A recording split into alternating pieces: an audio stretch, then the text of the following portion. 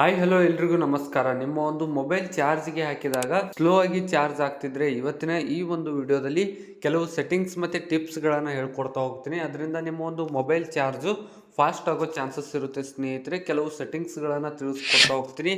ಮತ್ತು ನೀವೇನಾದರೂ first time ನಮ್ಮ ಒಂದು ಯೂಟ್ಯೂಬ್ ಚಾನಲ್ ಬಂದಿದ್ದರೆ ಇನ್ನೂ ಕೂಡ ಸಬ್ಸ್ಕ್ರೈಬ್ ಮಾಡ್ಕೊಂಡಿದ್ದಿಲ್ಲ ಅಂದರೆ ಮರೀದೇ ಬೇಗನೆ ಈ ಕೂಡಲೇ ಸಬ್ಸ್ಕ್ರೈಬ್ ಮಾಡ್ಕೊಳ್ಳಿ. ಏನಕ್ಕಪ್ಪ ಅಂದರೆ ಡೈಲಿ ಇದೇ ಥರ ಯೂಸ್ಫುಲ್ ಇನ್ಫಾರ್ಮೇಷನ್ ನಮ್ಮ ಒಂದು ಯೂಟ್ಯೂಬ್ ಚಾನಲಲ್ಲಿ ರೆಗ್ಯುಲರ್ ಆಗಿ ಅಪ್ಲೋಡ್ ಮಾಡ್ತಾ ಇರ್ತೀವಿ. ಅದಕ್ಕೆ ನಮ್ಮ ಒಂದು ಯೂಟ್ಯೂಬ್ ಚಾನಲ್ಗೆ ಮರೀದೇ ಸಬ್ಸ್ಕ್ರೈಬ್ ಮಾಡ್ಕೊಳ್ಳಿ. ಮತ್ತು ನಿಮಗೆ ಏನೇ ಒಂದು ಡೌಟ್ಸ್ ಇದ್ದರೂ ಕೆಳಗಡೆ ಕಾಮೆಂಟ್ ಮೂಲಕ ತಿಳಿಸಿ. ಮತ್ತು ಯಾವುದೇ ಒಂದು ವಿಡಿಯೋ ಬೇಕಿದ್ದರೂ ಏನೇ ಒಂದು ಗೊತ್ತಾಗಲಿಲ್ಲ ಅಂದರೂ ಕೆಳಗಡೆ ಕಾಮೆಂಟ್ ಮೂಲಕ ತಿಳಿಸಿ. ಎಲ್ಲ ಒಂದು ಕಾಮೆಂಟ್ಸ್ಗಳಿಗೆ ನಾನು ರಿಪ್ಲೈ ಮಾಡ್ತೀನಿ ಅಂತ ಹೇಳ್ತಾ, ಮೊದಲನೇದಾಗಿ ನಿಮ್ಮ ಒಂದು ಮೊಬೈಲ್ ಸ್ಲೋ ಆಗೋದಕ್ಕೆ ಮೇನ್ ರೀಸನ್ ಏನಪ್ಪ ಅಂದರೆ ಚಾರ್ಜರ್ ಸ್ನೇಹಿತರೆ. ನಿಮ್ಮ ಒಂದು ಮೊಬೈಲ್ ಚಾರ್ಜು ಸ್ಲೋ ಆಗಿ ಚಾರ್ಜ್ ಆಗೋದಕ್ಕೆ ಚಾರ್ಜರ್ ತುಂಬ ಡಿಪೆಂಡ್ ಆಗುತ್ತೆ. ಏನಕ್ಕಪ್ಪ ಅಂದರೆ ಒಂದು ಕಂಪ್ನಿ ಚಾರ್ಜರನ್ನು ನೀವು ಯೂಸ್ ಮಾಡಬೇಕು ಸ್ನೇಹಿತರೆ. ಮೊದಲನೇದಾಗಿ ಫಾರ್ ಎಕ್ಸಾಂಪಲ್ ನಂದು ವಿವೋ ಕಂಪನಿಯ ಚಾರ್ಜರ್ ಮೊಬೈಲ್ ಬಾಕ್ಸ್ ಜೊತೆಗೆ ಯಾವ ಒಂದು ಚಾರ್ಜರ್ ಕೊಟ್ಟಿರ್ತಾರೆ ಆ ಒಂದು ಚಾರ್ಜರನ್ನು ನಾವು ರೆಗ್ಯುಲರ್ ಆಗಿ ಯೂಸ್ ಮಾಡಬೇಕು. ಬೇರೆ ಬೇರೆ ಚಾರ್ಜರ್ಗಳನ್ನು ಯೂಸ್ ಮಾಡಬಾರ್ದು. ರೆಗ್ಯುಲರ್ ಆಗಿ ಮೊಬೈಲ್ ಬಾಕ್ಸಲ್ಲಿ ಯಾವುದು ಕೊಟ್ಟಿರ್ತಾರೆ ಅದೇ ಒಂದು ಚಾರ್ಜರನ್ನು ಯೂಸ್ ಮಾಡಬೇಕು. ಅಕಸ್ಮಾತ್ ನಿಮ್ಮ ಹತ್ರ ಮೊಬೈಲ್ ಬಾಕ್ಸ್ ಜೊತೆಗೆ ಕೊಟ್ಟಿರುವ ಚಾರ್ಜರ್ ಇದ್ದಿದ್ದಿಲ್ಲಪ್ಪ ಅಂದರೆ ಇವಾಗ ಫಾರ್ ಎಕ್ಸಾಂಪಲ್ ನಂದು ವಿವೋ ಸ್ಟೋರ್ಗೆ ಅಥವಾ ಆನ್ಲೈನಲ್ಲಿ ಆರ್ಡರ್ ಮಾಡಿಬಿಟ್ಟು ವಿವೋ ಕಂಪನಿಯ ಚಾರ್ಜರನ್ನು ನಿಮ್ಮ ಒಂದು ಯಾವ ಮೊಬೈಲ್ ಇರುತ್ತೆ ಆ ಒಂದು ಮೊಬೈಲ್ ಕಂಪನಿಯ ಚಾರ್ಜರನ್ನು ಯೂಸ್ ಮಾಡಿ. ಆದಷ್ಟು ಫಾಸ್ಟ್ ಆಗುತ್ತೆ ಮತ್ತು ಬ್ಯಾಟ್ರಿ ಬ್ಯಾಕಪ್ ಕೂಡ ಚೆನ್ನಾಗಿ ಬರುತ್ತೆ, ಬ್ಯಾಟ್ರಿ ಹೆಲ್ತ್ ಕೂಡ ಚೆನ್ನಾಗಿರುತ್ತೆ.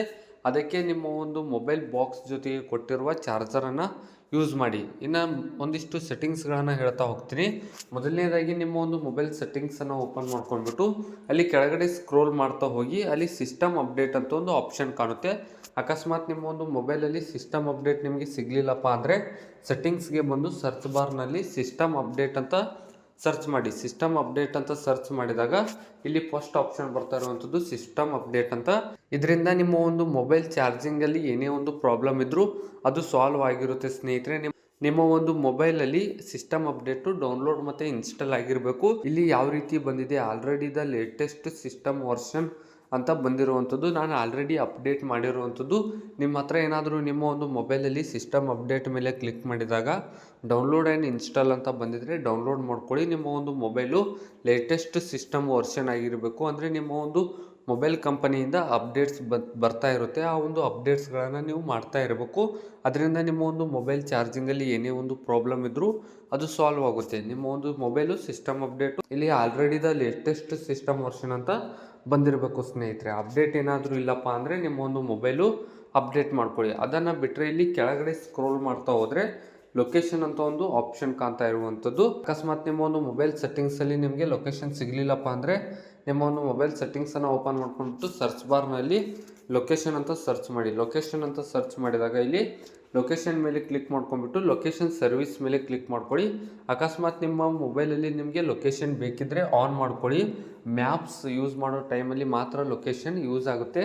ನಿಮ್ಮ ಒಂದು ಮೊಬೈಲಲ್ಲಿ ಲೊಕೇಶನ್ ಆನ್ ಇದ್ದರೆ ಆಫ್ ಮಾಡ್ಕೊಳ್ಳಿ. ಅದನ್ನು ಬಿಟ್ಟರೆ ಇಲ್ಲಿ ಕೆಳಗಡೆ ಲೊಕೇಶನ್ ಸರ್ವಿಸಸ್ ಅಂತ ಒಂದು ಆಪ್ಷನ್ ಕಾಣ್ತಾ ಇರುವಂಥದ್ದು. ಅದರ ಮೇಲುಗಡೆ ಕ್ಲಿಕ್ ಮಾಡಿದಾಗ ಇಲ್ಲಿ wifi scanning and Bluetooth scanning ಅಂತ ಎರಡು ಆಪ್ಷನ್ಸ್ ಇರುವಂಥದ್ದು. ಎರಡು ಆಪ್ಷನ್ಸು ಆನ್ ಇರುವಂಥದ್ದು. ಇದನ್ನು ಆಫ್ ಮಾಡ್ಕೊಳ್ಳಿ. ವೈಫೈ ಸ್ಕ್ಯಾನಿಂಗ್ ಮತ್ತು ಬ್ಲೂಟೂತ್ ಸ್ಕ್ಯಾನಿಂಗು ಆಫ್ ಮಾಡ್ಕೊಳ್ಳಿ ಸ್ನೇಹಿತರೆ. ಇದರಿಂದ ನಿಮ್ಮ ಒಂದು ಮೊಬೈಲಲ್ಲಿ ಏನೂ ಯೂಸ್ ಇರೋದಿಲ್ಲ.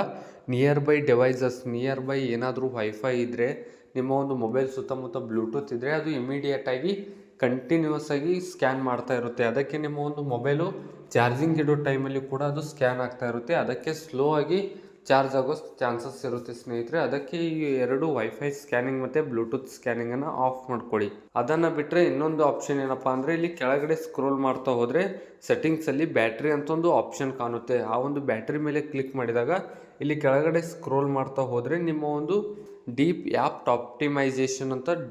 ಆಪ್ಟಿಮೈಸೇಷನ್ ಅಂತ ಇರುವಂಥದ್ದು. ಇದ್ರ ಮೇಲೆ ಕ್ಲಿಕ್ ಮಾಡಿದಾಗ ಆಲ್ ಆಪ್ಟಿಮೈಸ್ಡ್ ಅಂತ ಬಂದಿರುವಂಥದ್ದು ಸ್ನೇಹಿತರೆ.